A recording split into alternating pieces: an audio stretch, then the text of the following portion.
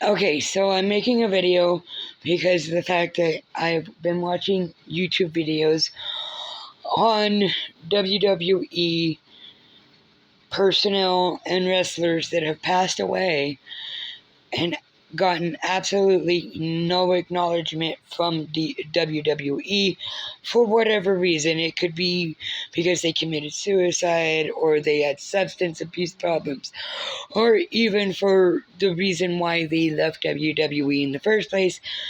It doesn't matter. These people gave their lives to WWE and to entertain us as fans of WWE, because I grew up watching it, and they deserve the recognition. They deserve to be respected, for lack of a better word.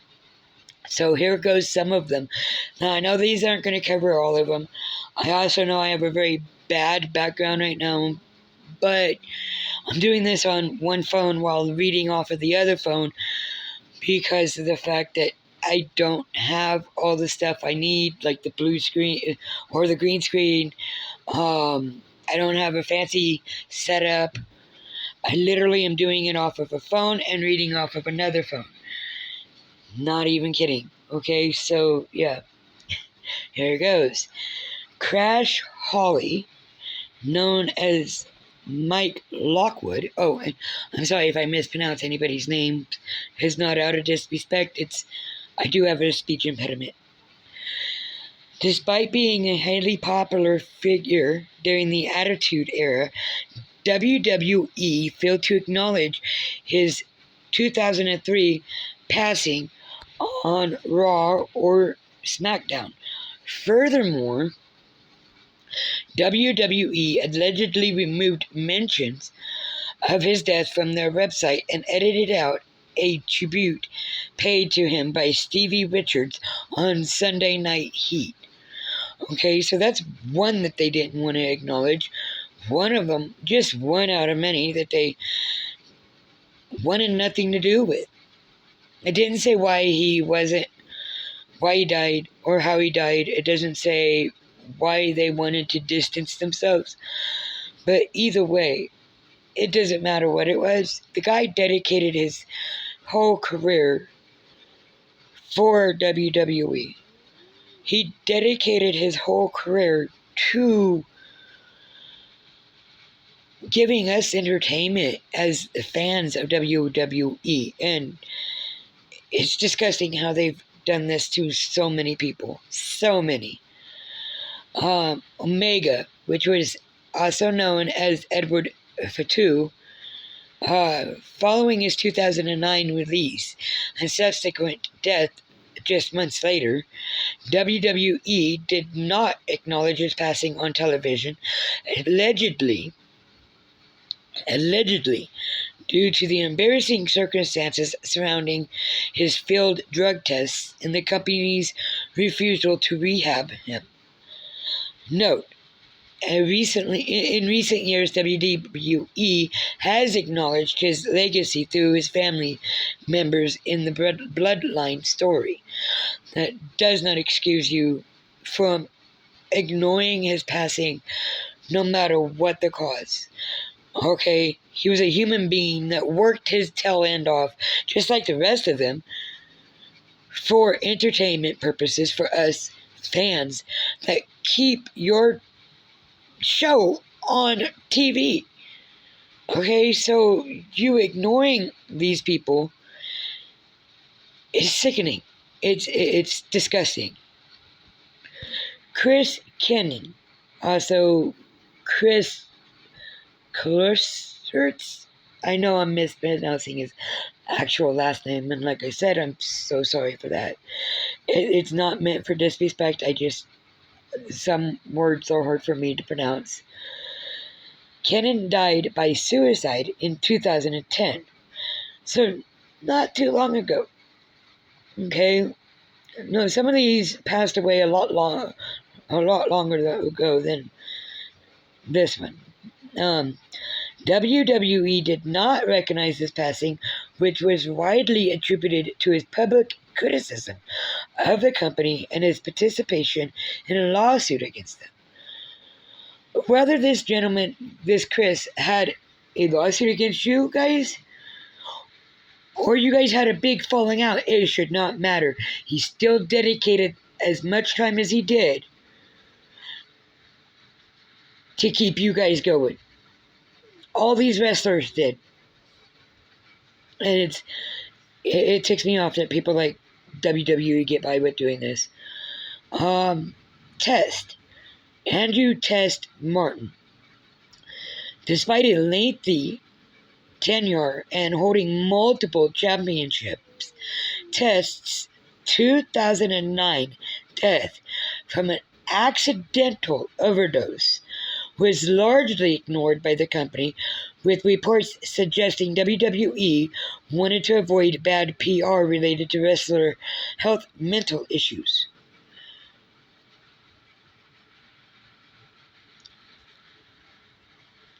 Now this one really disturbs me. You wanted to distance yourself from bad PR related to a wrestler's bad health issues. Whether it be physical or mental, it shouldn't matter. Your PR has nothing to do with actually saying any kind of acknowledgement to these poor people who sacrificed so much of their lives. Before I get into a rant, that'll be at the end of this video if I have enough time. Sorry, it just... Ludwig Borga, Tony Helm, I think, the former WWF heel, died by suicide in 2010, which was ignored by WWE. Okay, Lance Cade. Doesn't have any other names besides Lance Cade. Passed away in 2010 at the age of 29. Okay, not 30, not 40, 29. Still in his prime. Despite being recently pushed as a main eventer in his storylines, his passing was not mentioned on WWE television. So this is somebody you guys were pushing as a main eventer who died at the age of 29. Doesn't say what he died of. Okay? But he died at the age of 29,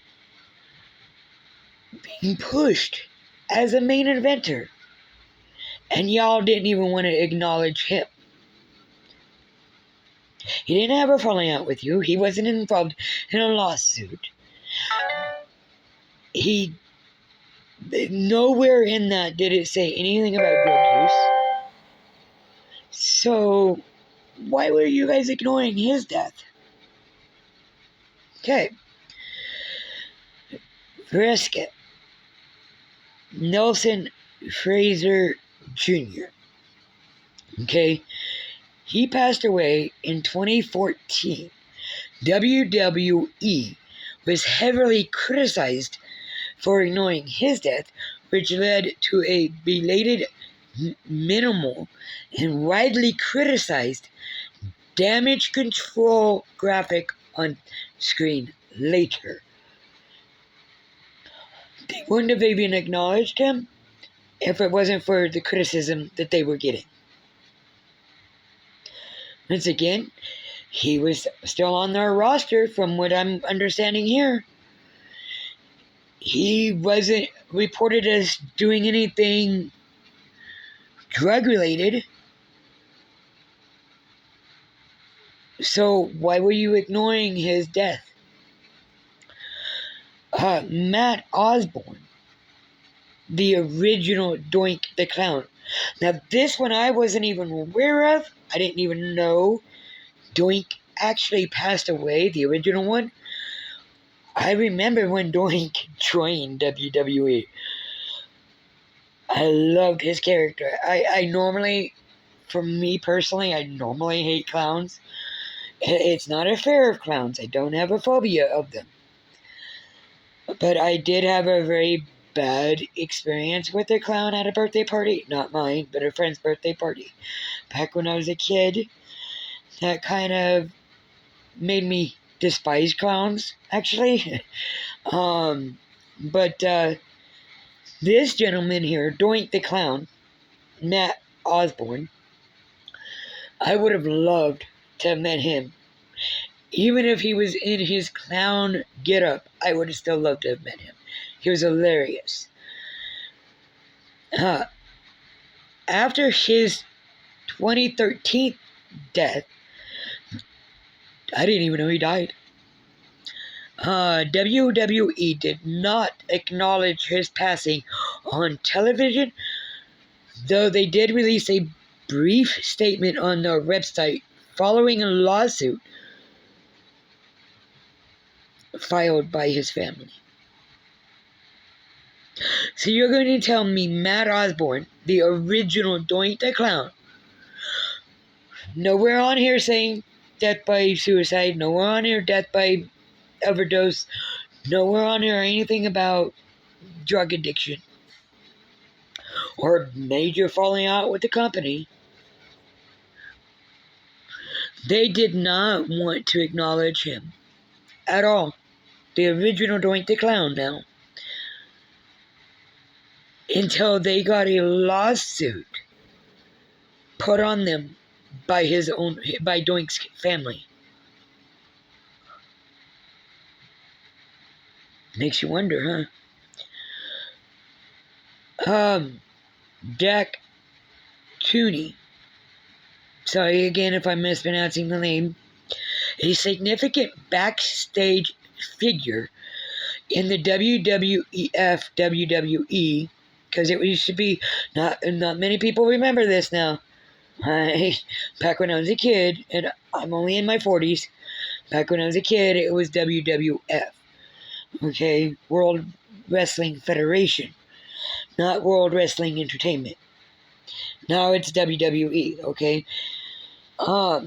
His 2004 death was not acknowledged on TV or in company publications, reportedly due to a falling out. Okay, so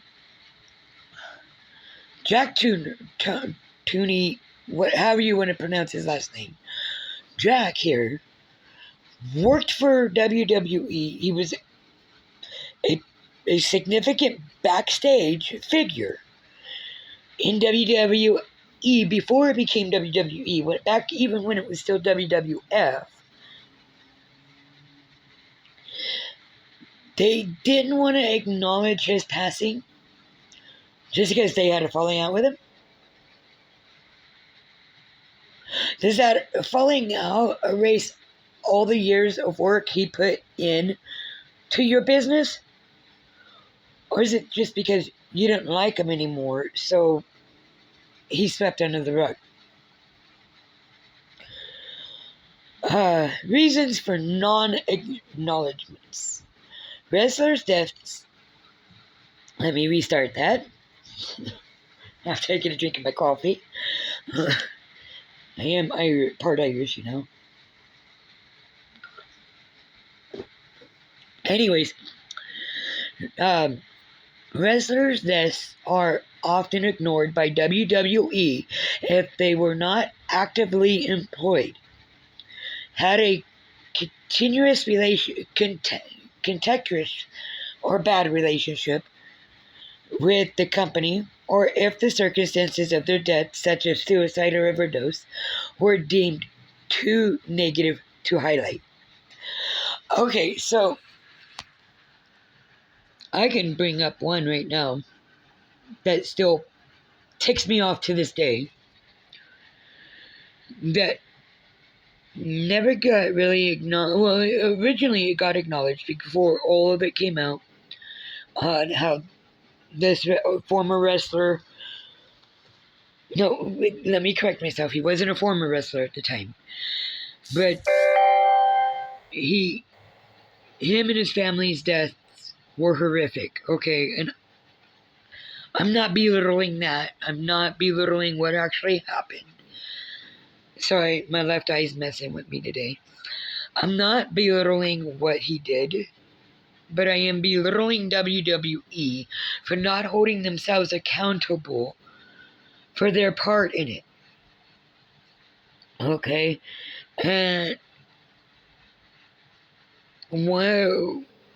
And I'm kind of shocked that his name, well, kind of shocked, but kind of not, that his name didn't show up on the roster of those wrestlers that I just read.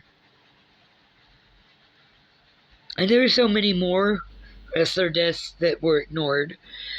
And I'll probably do another follow-up video of that. But for right now, I won't. I'll leave that one alone. But one particular wrestler that I vividly remember because I watched him wrestle, and I know WWE has no acknowledgement of him anymore on their website. They're not even they won't even talk about this guy in anything to do with WWE. Is Chris Benoit.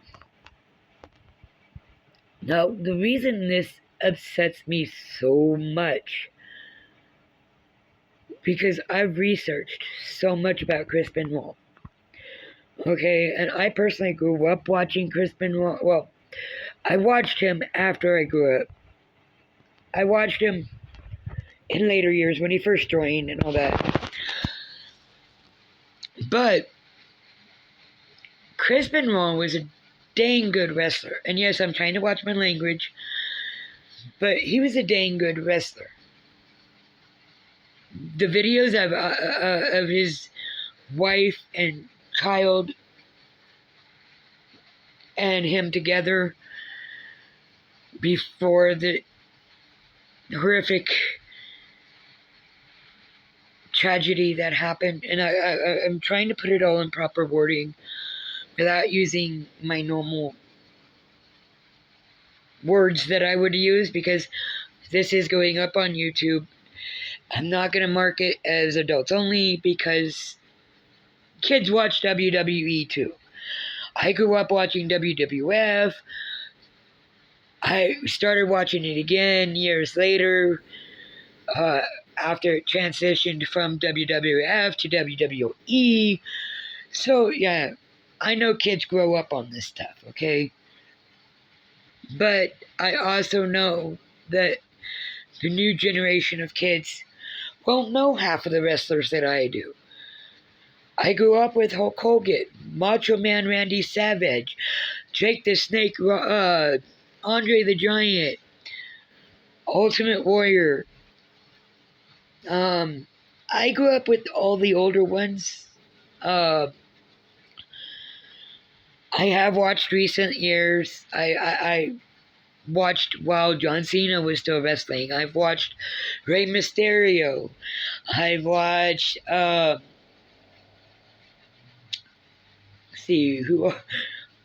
Sheamus. Sheamus. He's another one that I've watched.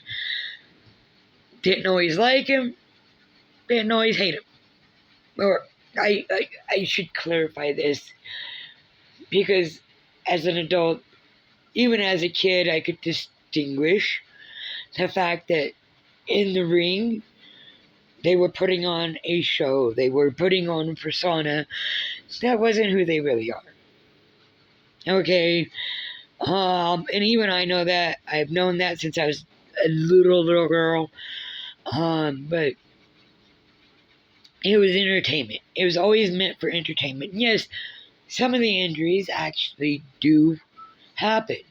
They do lose teeth. They do have to end up with stitches in their heads or throughout their bodies. They do have concussions. They have heart problems. They have health issues that aren't even related to wrestling. Okay? But at the same time, I could always distinguish. Okay, Hulk Hogan was Hulkamania back when I was a kid. Okay? Just like Jake the Snake with his little snake that he'd have bite people. Okay, first off, let me clarify. That was back in those days, back when that stuff wasn't as forbidden fruit as it is now. But it still shouldn't have happened on TV. Thankfully, they had enough common sense even back then to make sure that the snake that they were using was non-poisonous. Okay, so I can tell you right now, nobody was severely injured by this snake. In fact, 9 times out of 10, it wouldn't have been the snake bite that would have harmed them or potentially ended their lives. It would have been it wrapping around you and constricting, because it was a boa constrictor. But I was always fascinated by animals, so even back when I was a kid, I knew it was a boa, so I didn't flip out. I was kind of ticked that they used a actual snake like that. In my eyes, it was kind of animal cruelty, but but no, there are so many wrestlers nowadays that don't get acknowledged, even from the past, from my childhood, that don't get acknowledged. They don't get the memorial that others do. Okay, for example, when Macho Man Randy Savage passed away, I didn't find out until like 3 or 4 years after he passed that he was dead and gone. And it wasn't because of a drug. He didn't OD. He didn't commit suicide. He died in a car accident. Okay, a bloody car accident. And yes, I used a slang from England because, one, I'm part English. Two, I don't want to actually use foul language in my video today, because I want this to reach a lot of other people, because especially new fans that are just joining the WWE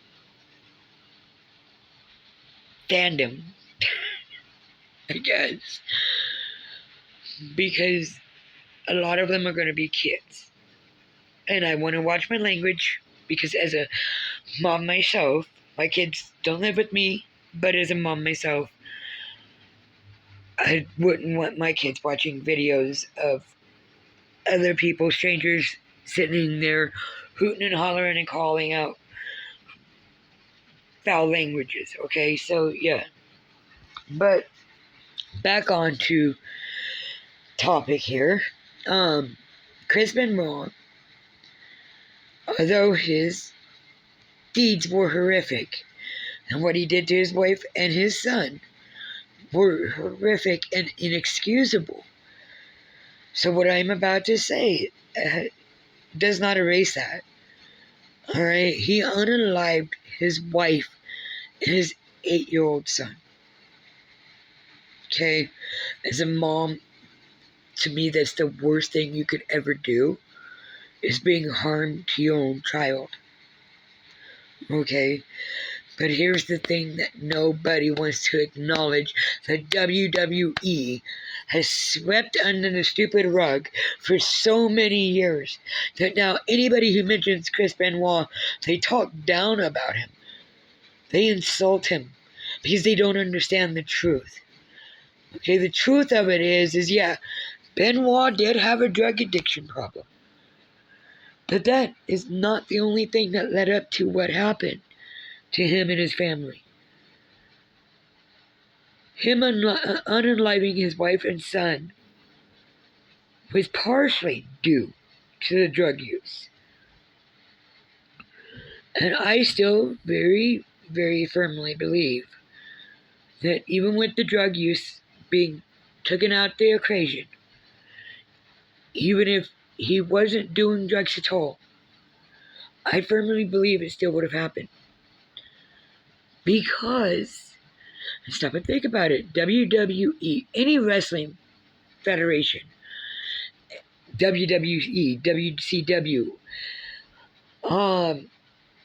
all of them, you deal with actual injuries, whether it be a broken bone or a concussion or damage to your heart. You still deal with the repercussion of being in the squared circle. Now, one of the things that WWE failed to mention, okay, one of the reasons why they removed him wasn't just because he unalived his family and then unalived himself, but because they didn't want to take accountability for the head injuries that Benoit suffered in their ring, giving them every last bit of himself. His head injuries, coupled with the drug use, that did play a part in it, but I think it's mainly his head injuries, severe brain damage caused by the wrestling that he was doing, caused him to unalive his family and unalive himself. And WWE refuses to acknowledge that they had a huge part in Benoit's situation and the tragedy behind it all. Now, for anybody who watches this video, sorry it's a long video, but if you want to know any more about wrestlers from the older era all the way up to the newer era, I'll even cover the newer ones, even though most of those I don't know, because I've since given up watching WWE for multiple reasons. Mainly because I don't usually turn on my television. I'm always on my phone watching YouTube. I'm guilty of that. I'm a scroller of YouTube videos, and I love watching gaming videos. But if you all want to know any more about any of the wrestlers, whether they're still on the roster or have been off the roster for years, just leave a comment down below and I will post it. I will read through my comments. I will post whatever I can, whenever I can. And yeah, I think this is the kind of posts I'll be making, and not just on wrestlers, but on other things as well.